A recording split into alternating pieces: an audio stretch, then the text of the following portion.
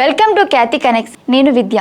ఆంధ్రప్రదేశ్ రాజకీయాల్లో గతంలో విశాఖపట్నం ఎయిర్పోర్టు వేదికగా వైఎస్ జగన్మోహన్ రెడ్డిపై జరిగిన సంచలన కోడికత్తి దాడి ఉదాంతం ఇప్పుడు సరికొత్త కోణంలో మళ్లీ రాజకీయ చర్చలకు దారితీసింది. తన మాజీ కేబినెట్ మంత్రి సీదిరి అప్పలరాజు కుమారుడు చేసిన రోడ్డు ప్రమాదంపై వైఎస్ జగన్మోహన్ రెడ్డి చేసిన వ్యాఖ్యలను బట్టి ఒకే తరహా వయసున్న వ్యక్తుల విషయాల్లో ఆయన ఎలా భిన్నమైన వైఖరిని ప్రదర్శిస్తున్నారో హోంమంత్రి వంగలపూడి అనిత నిలదీశారు. తన రాజకీయ అవసరాలకు అనుగుణంగా వైఎస్ జగన్మోహన్ రెడ్డి ఎలా ప్రవర్తిస్తున్నారో అంటూ హోంమంత్రి అనిత చేసిన విమర్శలు మరియు ఈ తాజా పొలిటికల్ వారు వెనుక ఉన్న పూర్తి వివరాలను ఈ వీడియోలో చాలా క్లియర్ గా చూద్దాం.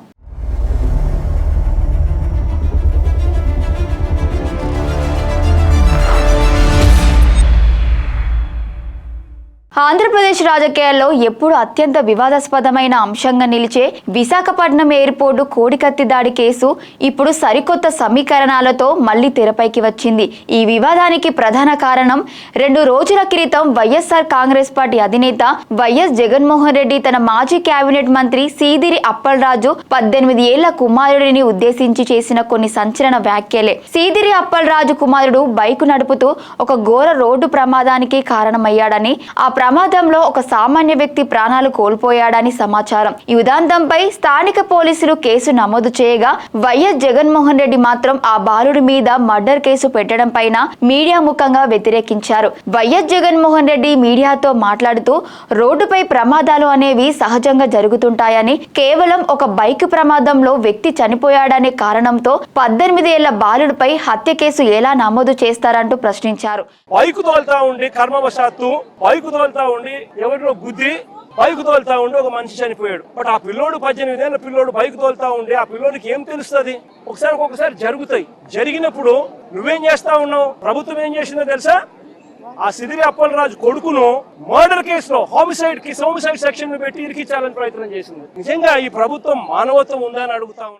అతను కేవలం 18 ఏళ్ల చిన్న వయస్కుడు మాత్రమేనని, కాబట్టి అతని ఈ కేసు నుండి క్షమించి వదిలిపెట్టాల్సిన అవసరం ఉందంటూ ఆయన చేసిన ఈ వ్యాఖ్యలు సామాజిక మాధ్యమాలలో తీవ్రమైన దుమారానికి దారితీసింది. ఒక వ్యక్తి ప్రాణాలు పోయిన అంతటి ఘోరమైన సంఘటనను ఇంత తేలికగా బాధ్యత రహితంగా వైఎస్ జగన్మోహన్ రెడ్డి ఎలా మాట్లాడతారంటూ టీడీపీ నెటిజన్లు సోషల్ మీడియా వేదికగా ఆయనపై తీవ్ర స్థాయిలో విమర్శల వర్షం కురిపించడం ప్రారంభించారు. సామాజిక మాధ్యమాల్లో వ్యక్తమవుతున్న ఈ తీవ్ర ప్రజా వ్యతిరేకతను గమనించిన ఆంధ్రప్రదేశ్ హోంమంత్రి వంగలపూడి అనిత వైఎస్ జగన్మోహన్ రెడ్డిని నిలదీస్తూ ఘాటైన ప్రకటన చేశారు. ఒకే విధమైన వయసున్న 2 వ్యక్తుల విషయంలో వైఎస్ జగన్మోహన్ రెడ్డి ఎలా విభిన్నమైన మరియు పక్షపాత పూరితమైన ధోరణితో వ్యవహరిస్తున్నారో అంటూ ఆమె ఆధారాలతో సహా ఎండగట్టారు. గతంలో విశాఖ ఎయిర్పోర్ట్ లో వైఎస్ జగన్మోహన్ రెడ్డిపై కోడికత్తితో దాడి చేసిన సమయంలో నిందితుడు కోడికత్తి శ్రీను వయసు కూడా సరిగ్గా 18 ఏళ్లేననే విషయాన్ని హోంమంత్రి అనిత ఈ సందర్భంగా గుర్తు చేశారు.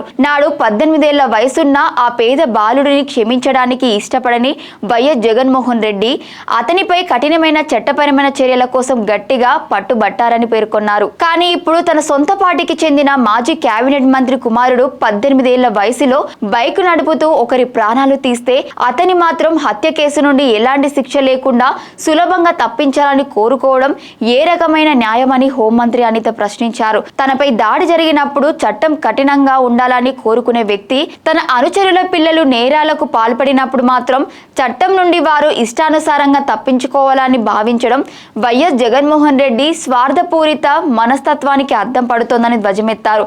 తన రాజకీయ లాభాలు మరియు వ్యక్తిగత అవసరాలకు తగినట్లుగా న్యాయాన్ని చట్టాన్ని మార్చాలని చూడటం దారుణమని విమర్శించారు. ప్రజాస్వామ్య వ్యవస్థలో చట్టం ముందు అందరూ సమానులే అనే రాజ్యాంగ సూత్రం ఇక్కడ అత్యంత కీలకంగా మారింది.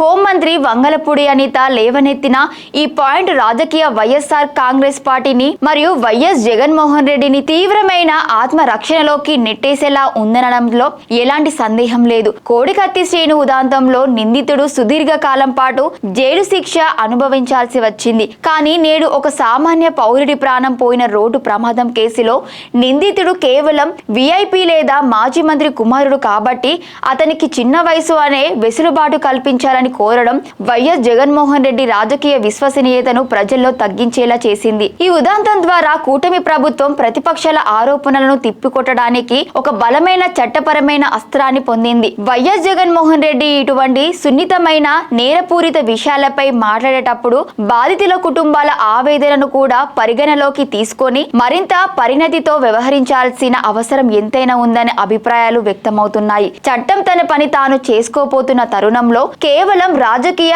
అనుబంధాల ఆధారంగా నేరాలను సమర్థించేలా మాట్లాడే ఈ ధోరణి రాబోయే రోజుల్లో ఏపీ రాజకీయాల్లో ఎలాంటి చర్చలకు దారితీస్తుందో వేచి చూడాలి. కోడికత్తి శ్రీను కేసు మరియు మాజీ మంత్రి కుమారుడి బైక్ ప్రమాదం ఇష్యూలపై వైఎస్ జగన్మోహన్ రెడ్డి ప్రదర్శించిన భిన్నమైన వైఖరిని హోంమంత్రి అనిత నిలదీసిన తీరు ఏపీ పాలిటిక్స్ లో నైతికత మరియు చట్ట సమానత్వంపై ఒక పెద్ద చర్చను రగిల్చింది. మరి ఈ చట్టపరమైన విమర్శలపై వైఎస్ఆర్సీపీ శ్రేణుల నుండి ఎలాంటి అధికారిక వివరణ వస్తుందో రాబోయే రోజుల్లో చూడాలి. మరి కోడికత్తి దాడి కేసు నిందితుడు శ్రీను వయసును మరియు మాజీ మంత్రి కుమారుడి ప్రమాద అంశాన్ని పోలుస్తూ హోంమంత్రి అనిత చేసిన ఈ ఘాటైన కామెంట్స్ పై మీ అభిప్రాయం ఏంటి? వైఎస్ జగన్మోహన్ రెడ్డి వ్యాఖ్యల్లో ద్వంద్వ వైఖరి ఉందన్న వాదనలో మీరు ఏకీభవిస్తున్నారా?